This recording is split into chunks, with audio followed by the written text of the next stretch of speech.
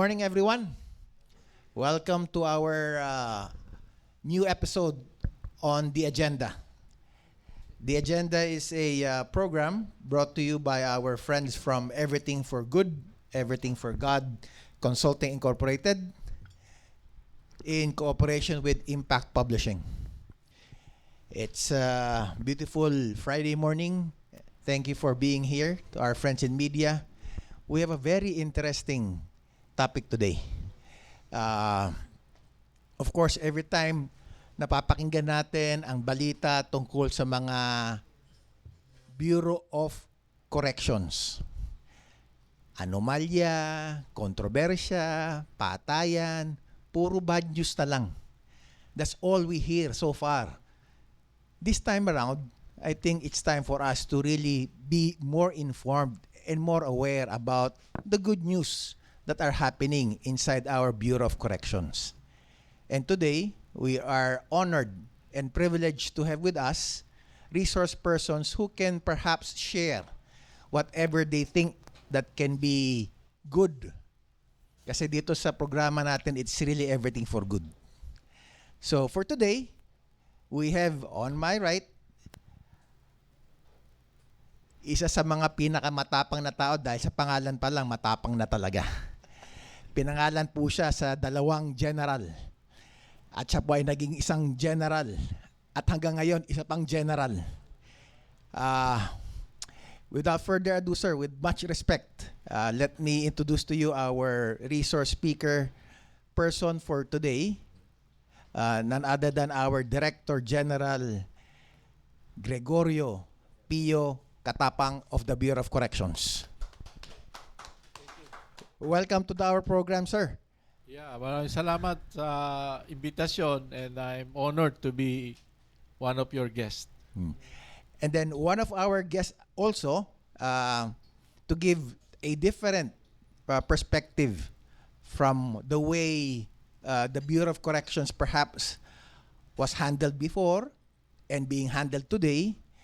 He is a life and spiritual coach. Siya po ay isang inspirational speaker doing a lot of seminars and training programs, both private and government.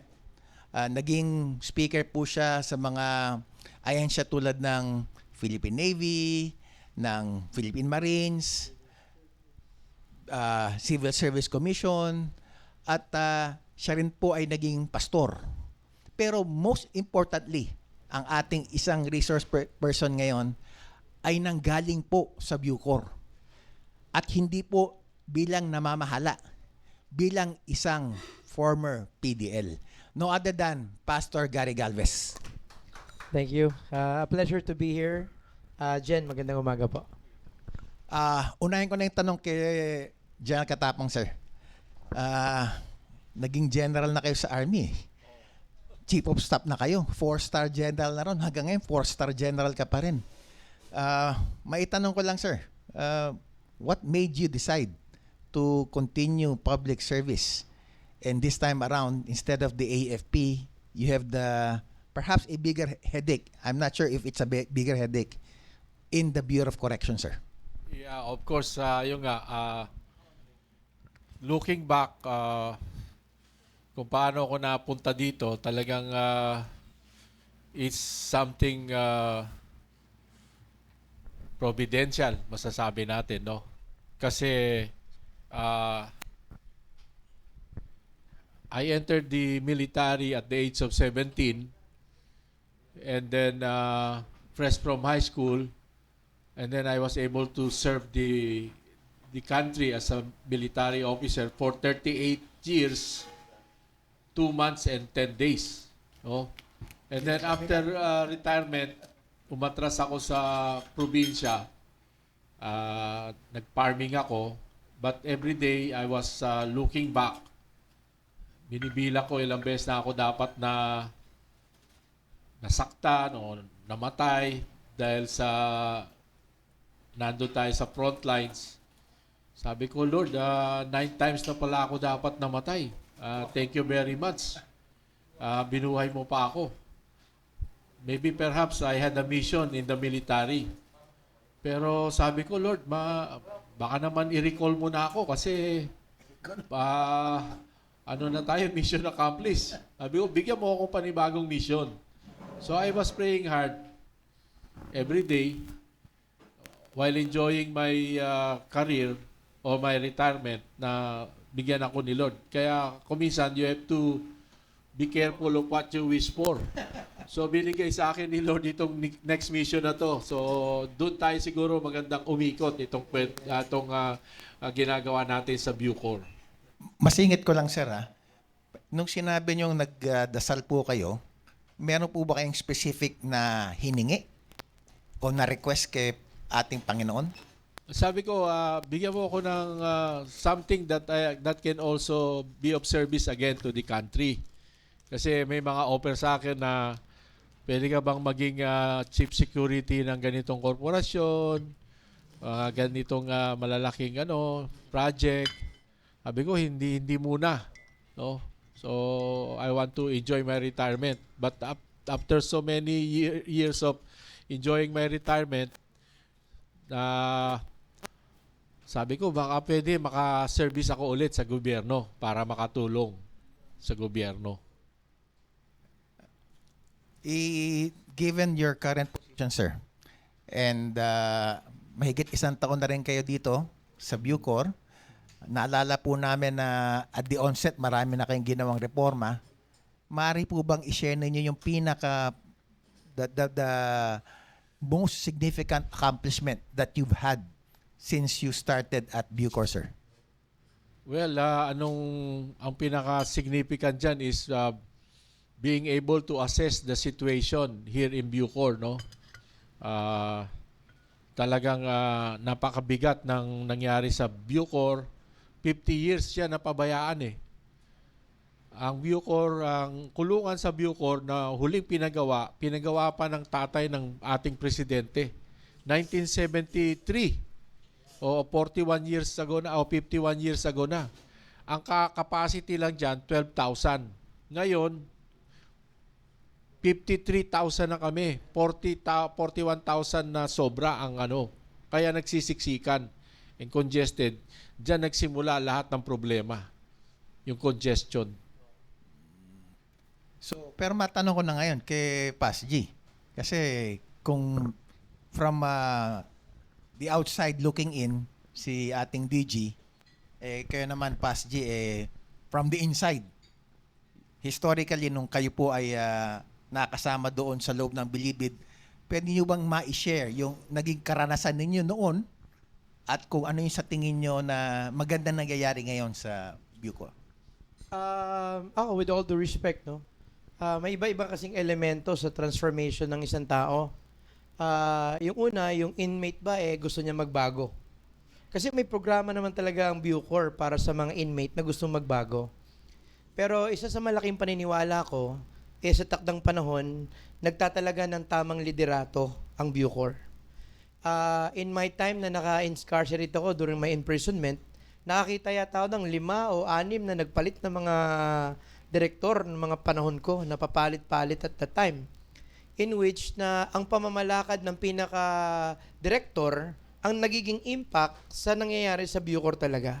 Kaya Jen, natutuwa po ako sa mga nabalitaan ko na ginagawa niyong pagbabago at kapartner niyo rin po kami sa ganyang bagay. Pagdating doon sa mga programa, Pas G, ano bang naranasan ninyo? Kasi nabanggit kanina ni DG Katapang about programs offered to inmates. Nung nandoon po kayo, ano bang mga nakaranasan o napakinggan? Kasi nasa batas naman po natin yun eh. Actually, ang naranasan ko doon, isa sa napatunayan ko talaga, hindi lahat ng personnel ng Bucor masama. Maraming mababait, maraming mabubuti, pero may papasama rin na mga dumidiskarte, shall we say. No? Ngayon, sa karanasan ko at that time, na I think I'm blessed na napasama ako sa programa because I chose to be part of the program. I can't forget, si Colonel Borromeo conducted the program called Restorative Justice. At dun sa Restorative Justice, kababago ko pa lang dun, hindi ko alam paano nasira yung buhay ko. Magaling naman ako, mabait naman ako, hindi naman ako masamang tao, wrongly accused ako na nasentensyahan. So, anong gagawin ko sa buhay ko? It was during that program na in-offer ninyo kung saan nagkaroon ako ng pag-asa na sinabi na this is a correctional facility, hindi to prison facility. Na yung dilemma na ikaw ay isang inmate, dito may pagkakataon kang maayos yung sarili mo. And I follow that particular program. Unlike yung iba na pinili na lang na nakatunganga. So again, every PDL has a choice that they need to make to be transformed as well. Doon ba sir ngayon sa mga binanggit ni PASG na mga programa, meron po ba kayong pinaka-priority when it comes to all of these programs offered to our inmates? Apaka-simple lang yung request ko sa lahat ng mga PDL para kung gusto nilang mapabilis lumaya. Find your God. Mamili kayo ng Diyos nyo. No, maaring magkakaiba tayo ng reliyon pero iisang Diyos, sabi nila. So yan ang unang-una ko kasi many of them have lost their God. Nawalan sila ng tiwala sa Diyos, no? Maaring kaya sila natukso o pinasukan ng masamang yung evil spirit, no? You have to have your Holy Spirit, no? And then of course, dito naman sa mga tao ko, mga mga empleyado o uniform personnel, sabi ko isang salita pero dalawang kahulugan. Huwag kayong kokorap. Kokorap in the sense na magtatanggap ng pera and then kokorap na isasara ang mata para kung ano man ang nangyayaring hindi maganda, hindi ko nakita yan. Parang ganon. So, yun lang ang mga simpleng marching order para mas madali maintindihan ng mga tao at saka PDL. Balik muna tayo sa inmates sir bago sa mga gwardiya po natin, no? Yung sa inmates po natin, sabi ninyo, find your God. How do you intend to operationalize yung ganong parang simpleng mission na find your God sa mga inmates po natin? Yung maganda nga doon, nung dumating ako, ang dami ng mga lay minister o tinatawag natin mga pastor nandoon, lahat, no? Pati mga Jesuita nandoon. Sabi ko, natutuwa ako sa inyo kasi maaring iba-iba ang paniniwala nyo ng paano ang reliyon, pero naniniwala kayo na may isang Diyos, meron tayong Panginoon, no? So I encourage them, no? I encourage them. Iba-ibang mga congregation ang nandyan sa loob, hindi mo na mabilang. Nandyan din yung INC, Seventh-day Adventist, mga Jesuits, mga CCF, mga iba pang organization, no? Nakakatulong sila. Nakakatulong na malaki. Kasi naisip po namin sir, baka naman yung sinabi niyong finding God, gumagamit po sila ng mga electronic gadgets na cellphones, iPad, na mga illegal. Find your gadgets. Gadgets pala yun. Find your Lord, drug Lord. Nung kayo sir napunta doon sa Bucor, meron po ba kayong ginawang mga pagbabago when it comes to mga restrictions para hindi makapasok yung mga gadgets at saka mga kontrabando, sir? Talaga. Naglagay tayo ng mga CCTV, mga dogs, no? Canine dogs, no? Of course, pati mga body cam, nagpaano tayo. Pero at the end of the day, talagang determined sila na mapasok, no? Ang pinaka-latest na nahuhuli natin ngayon, yung mga common law wife. Nilalagay nila sa private parts nila yung drugs para makapasok lang ng kontrabando. Yung iba nga sa sa anus nila, no? Yung cellphone. Now, would you believe na napilitan pa kaming operahan yung isang nagtago ng cellphone sa niya. Kasi sasabog na yung bituka niya dahil hindi lumalabas yung kanyang Talagang very ingenious ang Pilipino, PASG. Sa tingin mo nung nandoon kayo, ito ba may pag-asa na matanggal yung gatong practice na naipapasok yung mga kontrabando? Kasi una-una, guilty rin ako dyan nung mga panahon na nandun ako sa loob. Nagbayad din ako nun. Diba? And during that time, hindi ko naman iniisip pa yung halaga nun kasi magkaiba kasi yung pananaw natin, Jen. Kayo sa pamamalakad, kami sa pag-survive bilang inmate. Kayo, iniisip nyo, paano kami kulong? Kami iniisip namin, kamusta yung mga pamilya namin sa laya? No? Kaya ako, naniniwala ako na the only way na matutugunan natin yung partnership, kasi kailangan ng partnership dyan eh. Partnership na yung inmate ay hindi sumali sa ganyan, partnership na yung empleyado, hindi rin makisabak sa ganyan at pagkakitaan, dahil na-fulfill yung aming worry about our family. Kaya lang naman kami nagkaganon dahil gusto namin marinig yung anak namin na gumraduate. Kaya namin gusto yun, yung mabati man lang yung asawa namin bago kami magkaroon ng ibang asawa pa. Hindi. Diba? Yun kasi, again, you have to look at it in the lens of the PDL if you want to create a program that will be effective for the PDL.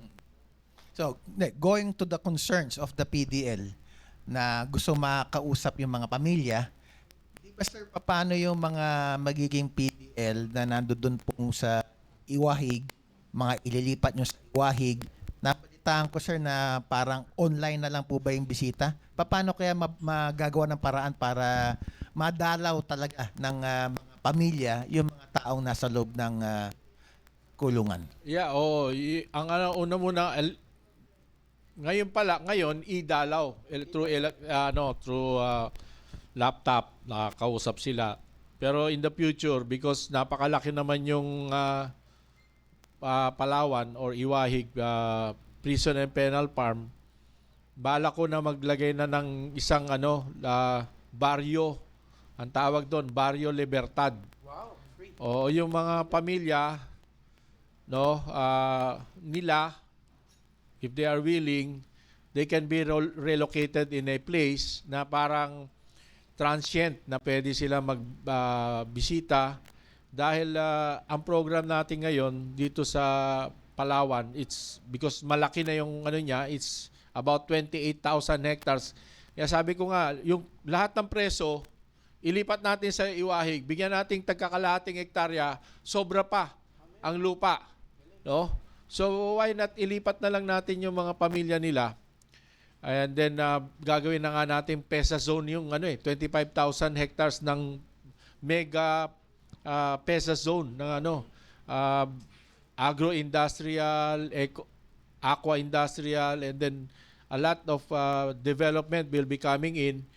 So, pwede ko silang nakalaya na sila. So, paano pa sila tatakas? Dahil nandun na rin naman yung pamilya nila. So, it will be a very ingenious way of doing things, no? Of lalong-lalo na baka yung mga pamilya nila, may mga anak na rin silang pwede ring maging mabigyan ng trabaho sa loob ng PESA zone. Mabuhay kayo, sir. Ito po bang idea ninyo na Barrio Libertad, noong unang panahon pa yon o meron kayong pinagbasihan o ito po ba ay nanggaling lang sa inyong pag-aaral? Dati, ginagawa na yan. Inaalaw nila. Kaya lang, may mga tumakas. Tapos, ang nangyari, in-order na lang, sige, dahil tumatakas kayo, sige, nakaselda kayo ulit. Pero, sabi ko nga, paano patatakas yung tao kung ang pamilya na, kasama niya na doon? Nandun na sa lugar. No?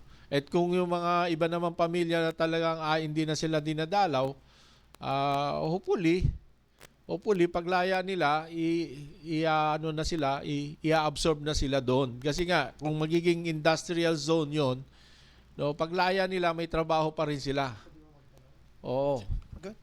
Ako dyan, may tatanong lang din ako, no? Kasi ang dilema talaga natin, no? Is that maganda yung idea mo, Jen. Ang tanong, nagtutuloy ba yan? Kasi marami na rin kaming nakita na maraming plano. Hindi siya institutionalized. So, ang takot ko ngayon, Jen, katulad yan, nabalitaan ko ng isang araw, binakbakan yung truck mo. Sabi nga namin, prayer namin, sino yan? Buti nga, nakita namin na you're safe and sound. Praise God, no? Kaya lang, what if something happens to you? What happens to the program? Does it stop? Does it continue? Itutuloy ba yan na magiging successor mo? I mean, napakagandang idea, but will it be sustainable? Yeah, it will be sustainable because nagkaroon na kami ng agreement ng PESA. We already signed a memorandum of understanding that this about 25,000 hectares will be used for agro-industrial, aqua-industrial, and other light industries that that will remain to be clean, green, and technology driven. Even after your time. Yes, yes. Oo. Kaya ang kagandahan nga dito, sir, na your reforms at the onset was really based on technology. Nagdagdag kayo ng CCTV, nagdagdag kayo ng body cameras. Meron pa po bang ibang technology na ilalagay sa wahig na wala po sa Muntinlupa? Well, meron pa nga silang ini-introduce na bracelet eh. It's worth about 25,000 na suit na ng suit na ng PDL. Anywhere he goes, he can move around. So, Pero hindi naman niya yung sasabog pag lumampas ng 25 meters. pwede rin siguro. Hindi, joke lang. Basta importante, alam mo, madali lang naman kausap sila eh. Basta patas ka lang sa kanila, no? You respect them and they will respect you. Actually, ito mga tao na to ayaw na rin bumalik sa lugar na kung saan nangyari yung krimen, kung saan sila mga kapitbahay nila o kaibigan nila. Maghahanap din sila ng panibagong kumbaga new beginning. Yes. A fresh start. So pwede doon sa Palawan. Kayo ba, sir, meron kayong mga regular na meetings or consultations dito sa mga PDL on a regular basis? Yes, of course, through the chain of command, no? Kinakausap sila, and then of course parati nagre-request. Sabi nila, sir, yung conjugal visit baka pwede i-enhance o yung lately nagpagawa tayo ng park, playground. So everybody was so apprehensive, baka na naman may tatakas diyan, you know. So you have to balance eh. Kaya kasi nandito ka sa isang very difficult situation. Hindi mo naman pwedeng pahirapan ang buhay nila. Actually, naghihirap na sila eh, doon sa loob eh. The mere fact na congested yung area is already double punishment for them. Talaga isusumpa nila pag laya, siguro ikaw, inabutan mo yun. Sinusumpa mo na hindi ka na babalik eh. Babalik man ako para mag-encourage, pero para makulong, hindi na siya. Oo. Pero may tanong ako, Jen. Naka-encourage yung part na sinabi, it's not a prison facility, it's a correctional facility. Pwede ba nating i-consider na palitan na rin yung mga penal farms? Kasi nung ni-research ko yung word na penal, ibig sabihin parusa pala. So pag sinabi nating penal farm, parang farm kung saan paparusahan ka. Is there any possibility na maamyandahan din po yun? Yeah, oo. Ako nga, sabi ko, unang-una, nakalimutan natin na kailangan may farm o penal farm. Kaya lang naman sinabing penal farm kasi kulungan. Pero by the word alone, farm, it should see something be productive o magbabagong buhay ka. Pero ang naging nalagay sa isip ng mga tao, prison. 'Di ba? Una kalimutan nila yung penal farm. Yung penal Kaya ang lapad-lapad ng lupa, wala naman nagtatanim. Nagsisiksikan kami doon sa kulungan. Samantalang dapat yung farm o penal farm palawagin. Kaya nga yung mga lupa ng Bucor talaga ang laki. Maluluwag. Talagang intention is for farm. Yes. Oo. Tanong kita, Pas G, narinig mo na yung mga reforms na introduce ni DG Katapang pagdating doon sa inmate. Meron pa kaya kulang doon sa mga ginagawa na ni sir? Ako, I just wanna hear also, which I've already heard his plan. Hindi lang naman kasi tungkol to sa PDL, tungkol dito sa mga namamalakad. You know? So, if there's a simultaneous program or parallel program, both for the PDLs, dapat meron ding program para sa mga empleyado na namamalakad dyan. Which I think nakasama naman sa plano ni Jen. Tama po ba dyan? Oo, kasama yan. Kaya lang, ang handicap ko dyan, wala akong martial powers. Katulad dun sa military, pag gumawa ka ng kalokohan, may articles of war. Outright, tanggal ka sa serbisyo. Dito, hindi. Dadaan sila sa civil service. Article 105. Oo. Conduct unbecoming an officer and a gentleman, tanggal ka kagad. O kaya, grave misconduct, pwede ka talaga matanggal. Dito, wala. Kasi civil service, sila, covered. So, tuloy-tuloy pa naman ang reforms na ginagawa natin para sa yung discipline, importante yun. Kasi once you wear the uniform, you should be disciplined. Yes, sir. Idagdag ko lang, sir, now that you are introducing reforms addressing the discipline of our correctional officers, lumalabas po ron sa initial months ninyo, di ba, nagkaroon kayo ng rotation program, di ba, sir? Nagpalit kayo. Kamusta po yung mga bagong gwardiya natin? Yung po ang problema kasi talagang after 3 months natutokso na, no? Ngayon na dahil sa istrikto ng kahit yung mga ang sigarilyo ngayon doon pag yung isang pakete 10,000 na ngayon dahil yung sa law of supply and demand. Pero may nagpapasok pa rin, tabako, may nagpapasok pa rin. Lalo na yung mga conjugal wife o common law wife. So yun ang problema ko. Willing yung mga common law wife, palagay ko hindi nila alam na makukulong din sila eh. Pag nagdala sila ng drugs, kulong din sila. Ngayon, ang dami nakakulong sa Muntinlupa dahil yung mismong mga misis nila, common law wife, yun ang niloloko rin nila. Tama, na yan magdala. sana yung gustong idagdag sana dun sa tanong mo sa akin. May kulang ba? I think may kulang din sa educating the families of the PDL. Number one, of their ignorance. Marami sa kanila, laya na, pero hindi nila alam na laya na sila. Tapos, masisisi yung document section dahil hindi na pa-process o yung judicial system. But, it's really ignorance that excuses no one, pero yun nandun sila. Pangalawa, yung families don't know their rights and don't know the repercussion ng kanilang ginagawa. All they wanna do is be with their family member.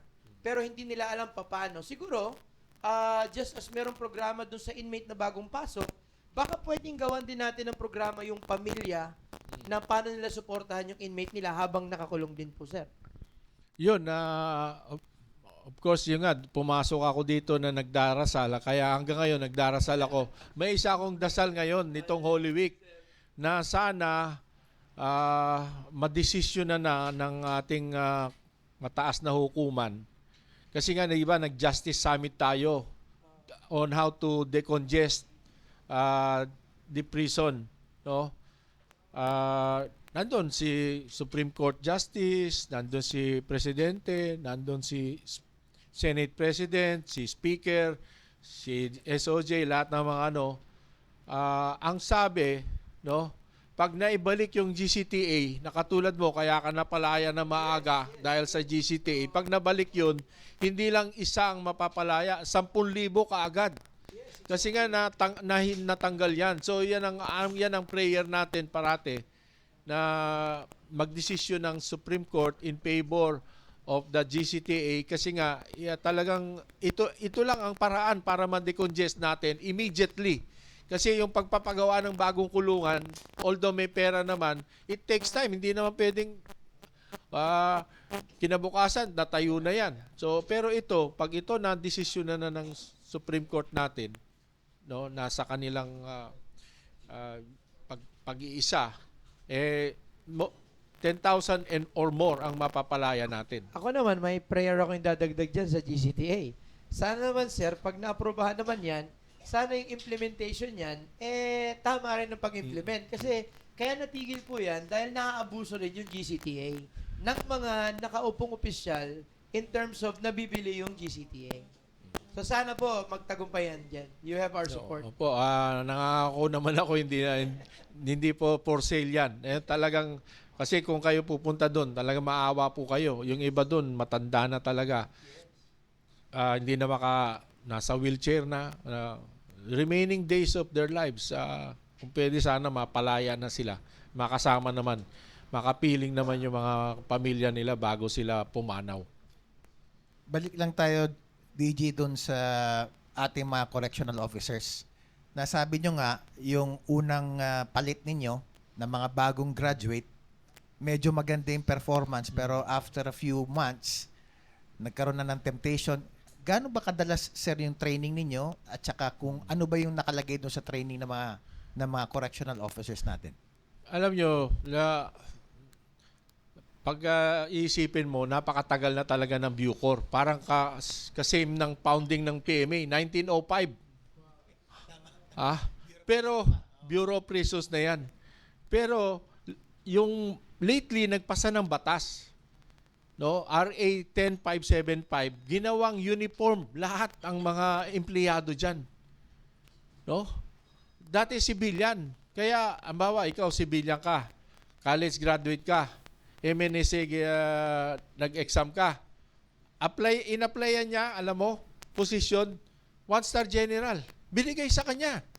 Saka nakakita na hindi dumaan sa teniente, general na. Yung isa naman teacher, graduate, tapos mayroong masteral, full colonel kagad. Yung isa doktora, dahil nga doktora, in-applyan 1-star general. Lahat sila naka-uniform lahat, pero walang training. Kaya ngayon, ang problema, invalidated yung mga posisyon nila. So, ang laki pa rin ang problema natin sa tao na para talaga tayo nagsisimula from grade 1. Pero ang kailangan nating empleyado ngayon, hindi na grade 1, college graduate na. Bucor, sir, meron kayong parang Bucor Training Center or Training Department? Meron naman, pero nagsisimula pa rin. Lahat nagsisimula.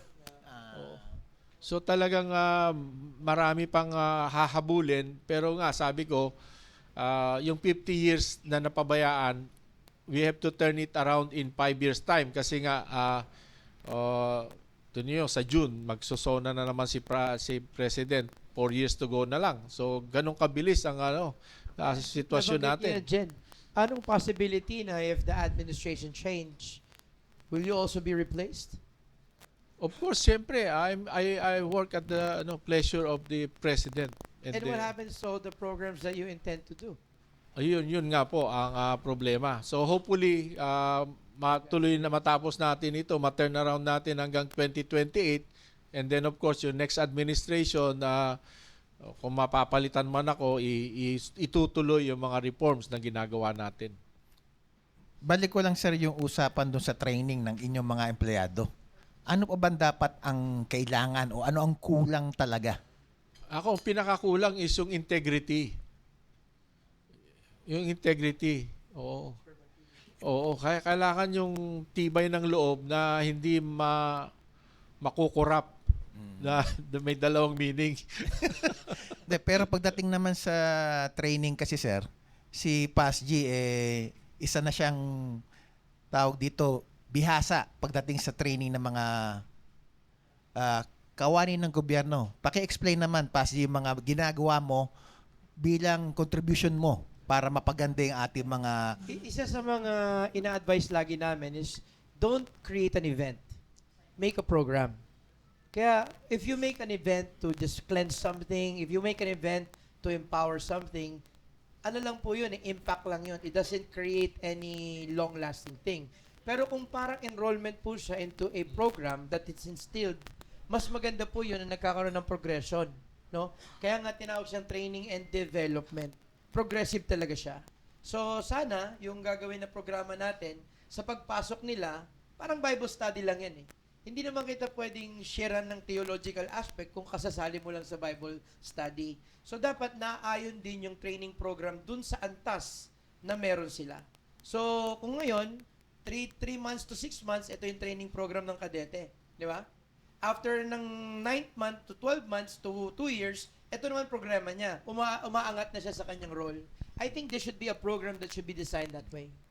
Pero ang masasabi ko lang, itong naabutan kong problema, ang problema ng Bucor, problems of the past, problems of the present, and problems of the future. So, sabay-sabay yan, ina-address. Kung parallel operation lahat yan. Ano yung problems of the past? Itong mga nakumuha ng posisyon na binigyan ng 6 na taon para mailusot ang kanilang mga qualification, sinasalo natin lahat yan. Oo. Mga gano'ng karami pong tao yan? Mga 2,000. Out of 6,000. Malaki. Oo, malaki. And then ang organization nakadapa. Ang hierarchy, ang leadership, siguro mabibilang mo mga 20 plus lang mga officers. Officer corps, wala pa talagang officer corps. Ang daming yung kumbaga private sergeant, kulang, nakadapa ang organization, walang command. Walang command talaga. Kaya kung bawa ako may gusto akong pagawa, inutos ko na ako pa magsusupervise hanggang sa baba. Ako pa kung pwede ako pa gagawa. So, ganun katindi ang sitwasyon na inabutan natin. Kaya nga sabi nila, structural ang problema mo diyan, kulang kang facilities, organizational, wala kang organization, wala kang command. And then of course, behavioral and spiritual. No? Kulang ka niyan. Diyan malaking problema kasi ni Sir kasi in any organization, there is a directional aspect, there is an execution aspect, and there's a ministerial aspect. So kung yun, hindi makukumpleto ni Sir yun, yung programa na yan will take longer than we would expect. Doon ba sir sa organizational and structural issues ng Bucor, dumulong na po ba kayo ng tulong sa civil service for instance? Of course, tumulong naman yung civil service kasi i-attrite namin yung about 475. Sabi naman ng civil service, itong mga to, 40, about of them 40, wag nyo nang tanggalin. I-recognize na namin yung kanilang experience as a civil service eligibility. Oo. So hopefully, dahan-dahan lang. Kaya lang, we're running out of time. Kaya kung 50 years na pabayaan, in 5 years time, kailangan ma-address mo. So you have to run 10 times faster than the normal way of doing things. Nabanggit ni DJ Katapang, Pas G, na merong behavioral tsaka spiritual programs component, hindi lang doon sa mga inmates, pati na rin doon sa mga correctional officers. Ano ba sa tingin mo ang parang pinakamagandang approach para maipasok talaga itong programa na ito both doon sa inmates pati na rin doon sa mga empleyado? I think similar sa ginagawa ngayon ng PNP, no? Tsaka even in the PMA, na babalik naman tayo dun sa preamble that imploring the aid of the Almighty. Ngayon, may process na ngayon na pag may kadete, hinaluan talaga ng heavy spiritual. Kasi naniniwala ako na salita ng Diyos o ano man ang relihiyon, ang paniniwala sa Panginoon ng isang bagay na nakapagbabago talaga sa isang tao. So kung tama is the way you start, is the way you continue. So kung naniniwala ako na may pag-asa talaga lahat, no? So ako kudos Jen kasi alam ko may programa ka na lahat ng bagong kadete mo pinapa-undergo mo rin ng spiritual program. And I think that's one of the best things na nakikita ko sa programa mo na bago sila sumalang doon nagkakaroon sila ng orientation on godly values. Kasi core values talagang dahilan kung bakit a behavior of a person will come out. Kung hindi mo nababago yung mindset at core value ng isang tao, hindi mababago yung kilos niya eh. So I think you're headed in the right direction, Jen. Idagdag ko lang, sir, no? Si Pas G kasi, after his sentence sa loob, siya po ay naging isang very successful businessman and life coach. Pas G, ano sa tingin mo? Ilan kayo ang naging ganyan na nakalaya at the same time, nagkaroon ng magandang buhay? 1 out of 1,000 siguro. Kasi hindi naman lahat ng nagki-claim na kay Lord nagtutuloy talaga kay Lord, number 1, no? Ako naging pastor po ako sa Bilibid. Hindi ako naging pastor sa Laya. Namili kasi ako na sumali sa programa ninyo ng moral spiritual. Sa dami ng kasama ko doon, habang sila namili na mamangkat at kung ano man, doon ako sa PNP, pangkat ng Panginoon. Kami yung nag-amen, kami yung pumapasok sa selda. Mas may biyaya, mas may kaluwagan ang inmate na talagang na kay Lord. Ngayon paglaya, ibang storya na yan. Sa 10 pastor na lumaya doon, hindi ko alam kung ano nangyari doon sa Siam. Pero depende yan kung saan sila nakonekta. Kasi paglaya ko, kumonekta kagad ako sa tamang grupo. I believe na it is the atmosphere and the environment that you create and you become part of that continues your success. Napasama ako sa mga, mga katulad niyan. Napasama ako kila Brother Neil Sheconalia. Napasama ako kila Pastor King. Napasama ako kay Bishop Manny. Kaya nagtuloy-tuloy po yung pagbabago na nasimulan. Unlike others na lumaya, hindi sila nagkaroon ng ganung pagkakataon. Pinagdudahan pa rin sila na ex-con sila. Environment talaga, DJ. Kasi nung siya nakalabas, yung binanggit na nga niya mga tao, tumulong talaga kay Pas G. Kaya pagpatuloy ang kanyang pagbabago, pagreforma, at pagganda ng buhay. Sana magkaroon ng ang Bucor ng aftercare program. Kasi yung in-care program, lahat ng mga pastor, pare, mga madre, pumapasok naman sa in-care eh. Ang problema po yung aftercare. Paglabas. Katulad niyan, kahapon nakatanggap po ako ng tawag, no? Sa Baguio, may mga lumaya doon, 3 tumawag sa akin, walang matirahan. Baka matulungan natin yon, Jen. Kasi tumawag sa akin, tinatanong ako, Pastor, may trabaho nagkakabang sa kanila, pero kahit 2 buwan, 3 buwan, baka may matirahan muna sila. Kasi hindi nila alam kung nasan yung pamilya nila. So sabi ko, sige, pag-pray muna natin yan.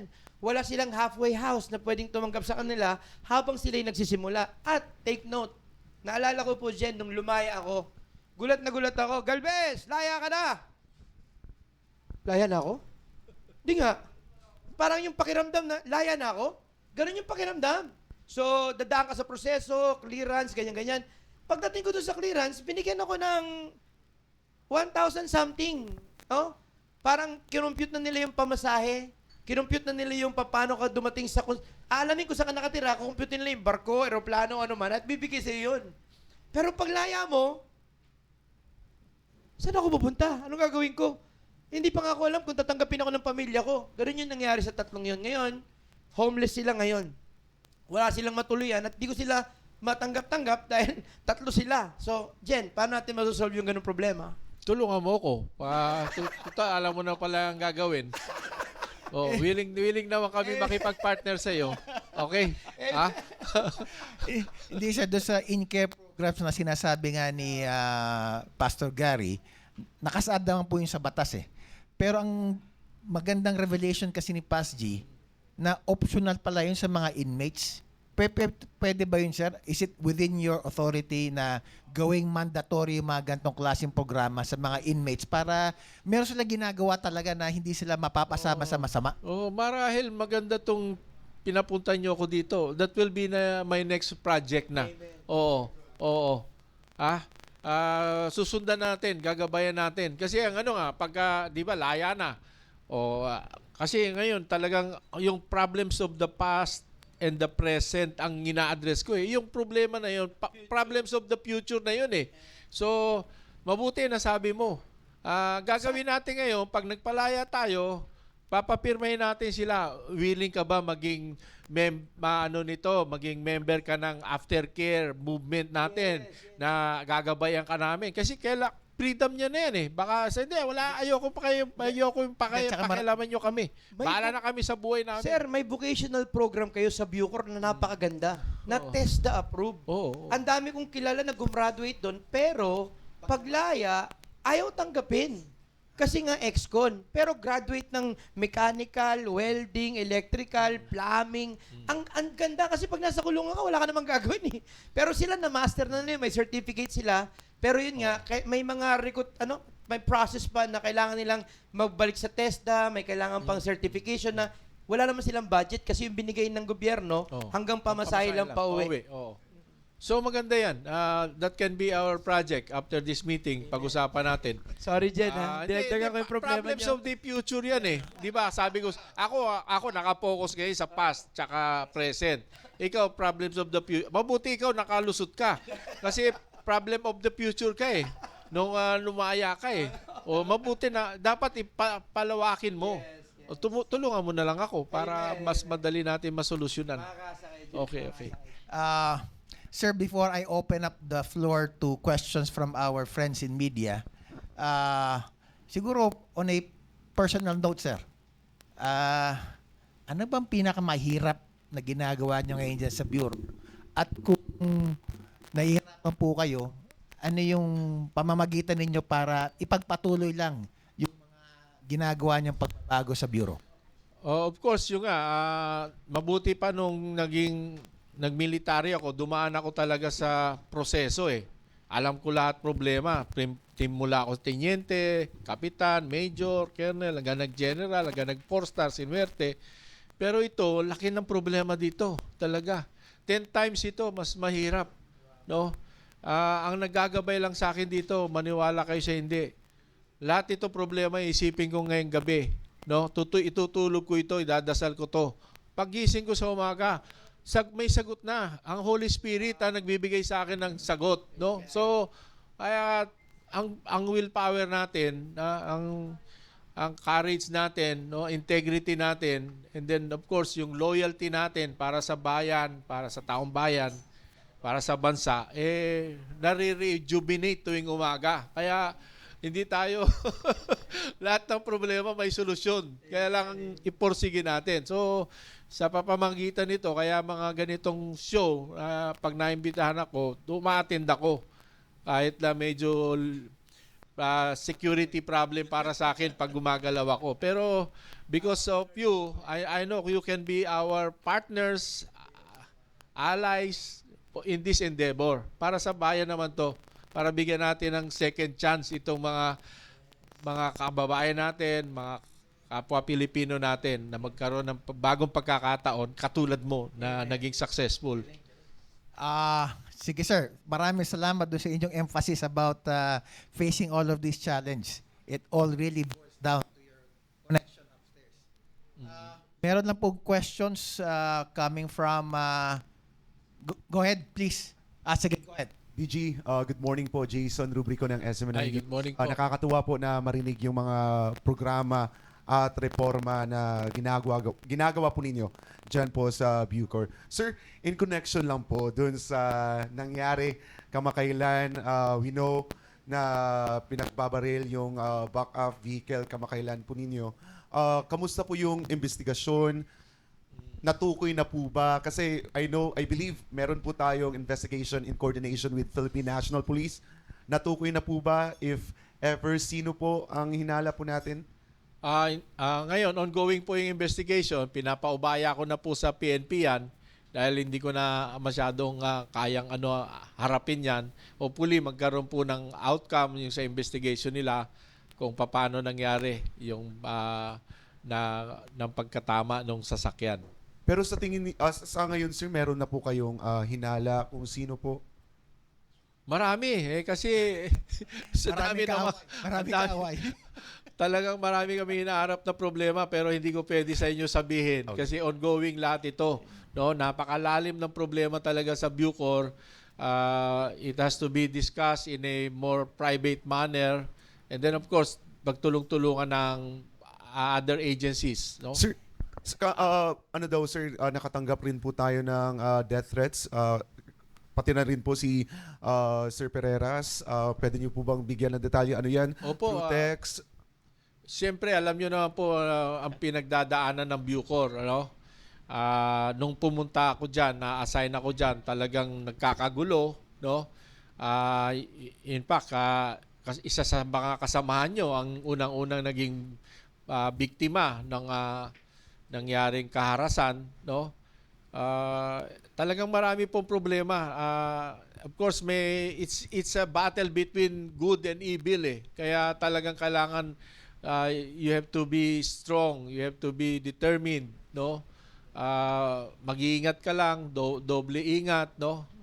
Dinaanan ko rin naman 'yan noong mga panahon na battalion commander ako sa Mindanao, no? Yung mga ambush o ganyan na threat nung nag-battalion commander nga ako pababa pa-report pa lang ako sa battalion sabi nung mga kaibigan natin sa kabila ayan si Katapang after 1 week patay na yan, ambusin namin yan. So ganoon naman ako ka-prepared na sanay na tayo dyan sa mga ganyang problema. Sir, last follow. Sir, ano kayang dahilan kung bakit inambush yung sasakyan? And what is your message po doon sa mga nagtatangkang sabihin na natin patayin kayo, yung mga nagbibigay yung of course ang sasakyan na yun na kay Attorney Pereras, no? Kung merong ganyan threat, talagang kailangan mag-ingat lang. And then yung kailangan wala kang pattern kung saan ka po. Of course, kailangan lumabas pa rin naman ako. Alangan naman magpakulong na rin ako sa Bucor na parang nasa preso na rin ako, no? So may awa ang Diyos, mahuhuli rin natin yung mga ganyan. Sige. Ah, sanay naman po tayo dyan kasi dumaan na rin naman tayo dyan. No? So, sinasabi ko nga sa inyo, binibilang ko ilang beses na pwede ako na, nung nasa Mindanao nga ako from Malabang, Lanao del Sur, yung pinakadulo ng munisipyo ng Lanao del Sur, papunta akong Cagayan de Oro, no? 50 kilometers ng ambus, no, tatawagan ako ng operations officer ko, sir, tumabi ka muna dyan at tumago ka muna sa isang detachment natin kasi ongoing yung encounter namin 2 kilometers away from you. May bagbalak na mag-aambus sa'yo. So sanay po tayo dyan. Kaya kasama po yan sa trabaho. Kasama po sa trabaho. At tandaan natin, Jason, katapang. Matapang si Sir. Of course, Katapang, tuloy-tuloy po. hindi katakbo.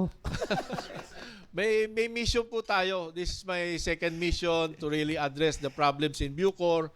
So, with the support of my staff, we will do it. We will reverse the trend, no? Improve natin ang buhay sa Bucor. Sir, meron pang isa pang tanong naman. Go ahead, please introduce yourself. Good And morning, General. I am Rod Cornejo of the Asian Institute of Journalism and also a former executive of GMA Network. I would like to say that God is protecting you. You have a dangerous job, and I agree with Brother Gary that God is protecting you. But may I ask this question in relation to your work? General, under your administration, how is the recidivism rate? Has it gone down or has it gone up? Thank you. Yung recidivism po medyo mababa, no?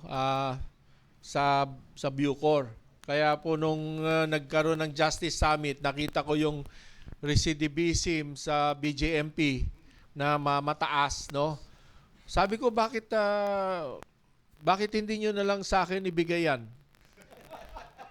Kasi hindi nga imagine, no? 20% or more, no? Yung lalaya, so 1 out of 5 magkukumit ulit ng crime. O, anong mangyayari dyan? Baka papatay siya, mangre-rape siya, o whatever, no? So, kasi nakakulong na siya eh. Ayun ang expertise namin sa Bucor. Kaya kasi nga sa BJMP, 3 years and below, BJMP ikukulong. Pero sa amin, 3 years plus 1 day. So, what's the difference? Mas siguro mas ma-address namin yung recidivism ng mga nakakulong ng 3 years. Baka ma-fast track namin din yung kanilang transformation. Baka makatulong lang. Hindi naman sa inaangking ko yung trabaho na yun, pero gusto ko makatulong talaga. idagdag ko lang, Sir, meron po ba kayong coordination with BJMP? Kumbaga, meron kayong parang parallel effort coordination with them? Oh, yung BJMP, pagka more than 3 years, doon na sa amin dinadala eh. Kaya makita nyo, marami silang dinadala sa amin. Pero hopefully, mapagtulungan namin ang BJMP kung paano. We have one more question, sir.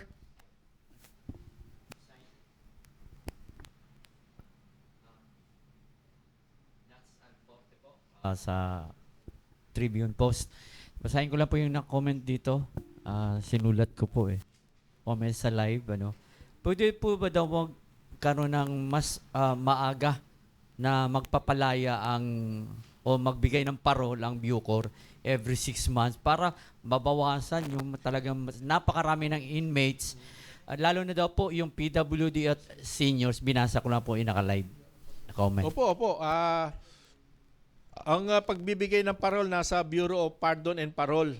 So, ang usapan namin yan, pag minimum serve, ipapasa na namin yung documents, no? May i-assess namin siya na i-recommend namin for parole. And then after that, diretso na sa Bureau of Pardon and Parole na headed by Yusek Calizo, sila na magde-decide. So marami.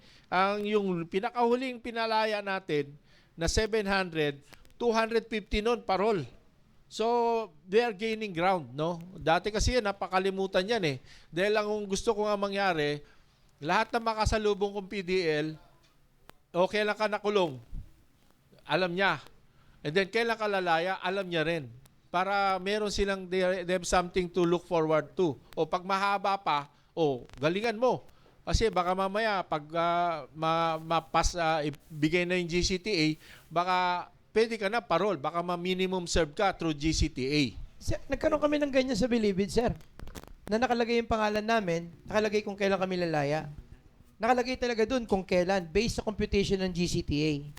Ang naging problema lang nun, sir, hindi kami lumaya at yung mga iba hindi nakalaya accordingly. Kasi may mga requirements pa. Katulad ng clearances, papers, mga documents na yung pamilya nila hindi na hawak at naasikaso. Pero tama po yun na iba yung pakiramdam namin nung nakita namin yung pangalan namin tapos may date. So alam namin na, 2 taon na lang, 1 taon na lang. May ganun kaming na ano. Ako nga sir, naalok ako ng parol eh. Pero hindi ko tinanggap. Bakit? Tanong mo sa akin kung bakit. Bakit hindi mo tinanggap yung parol? Kasi when I studied the parole system in any place, it is so hindi siya pro change for me. Meron lang magkakusa sa akin na inaway ko, babalik kagad ako sa kulungan. Makita lang ako na may kasama mga drug lord, drug addict na kasama, subject na yun para mabalik ako. Is it ignorance on our part na hindi namin tatanggapin yung parole? So, dahil sa GCTA, sir, ako ay inalok na 2 years pa lang ako, palaya na ako. Ang ginawa ko, full sentence ko na lang siya. Sabi kong ganun. Bakit? Ang difference pala, pag nagparol ako, madodoble yung time na magre-report ako sa'yo, tapos wala akong karapatan. Siguro this is out of my ignorance pa rin, na pag sinabi mo lang na nagsumbong ka sa police, sir, na inaway kita, wala na, babalik na ako kagad sa ano. Hindi pa totoo yun. Paano kung may galit sa akin? Kaya I think there should be proper education pagdating sa parole bago nila kunin yan. Kasi yung recidivism ay nakabase sa pagbalik, tama? Baka naman mabait naman yung tao, pinagtripan lang. Kaya nag-recidivist ang listahan. Di ba? Well, it's already 11 o'clock. For our friends in media, if you want to have more questions para kay DJ Katapang, feel free depending on his schedule. Pero maraming salamat DJ Katapang for gracing our show. The pleasure And is Pastor mine. G. Thank you. Yes. And we hope that we can still continue to help out from the outside. Kung ano man ang kailangan nyo, sir. Tulong po. Problem of the future. And with that, that's a wrap up for our program, The Agenda, this Friday. Magandang umaga po sa inyo lahat. Thank you.